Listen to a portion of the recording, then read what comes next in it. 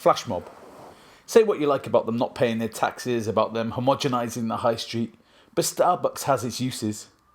Free Wi-Fi, free refills, clean toilets, and the pretty girl with the lopsided smile and the black-rimmed glasses behind the counter was enough to make me a regular that summer. I like watching them work. It seemed like they were turned making coffee into a performance art, a ballet, a poetry of movement.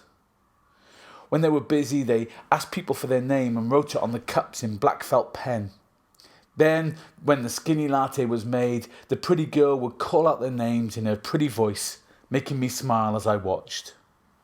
It was then I had my Flashmob idea. I advertised on Facebook and Twitter and set a time and date for the masses to assemble in the coffee shop. About 20 people replied, and that was enough. It didn't have to be hundreds of people, just some. I walked in the cafe bang on time. It was more crowded than I'd ever seen it. My friend Tim was there, camera at the ready, but the rest of the people were complete strangers.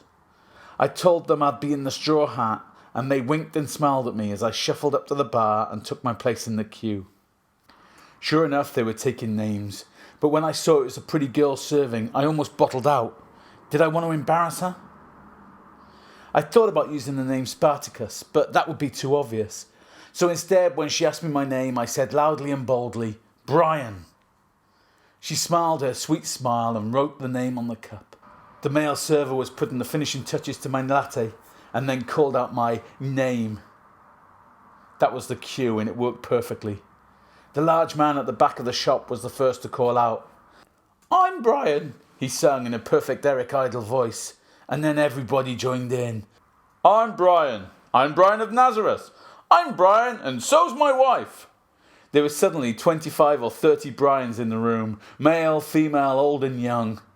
The look on the faces of the serving staff was a picture as they went from confusion to realisation that this was a preconceived joke. As I took my coffee, I turned away and said, "Nah, I'm only joking. I'm only pulling your leg."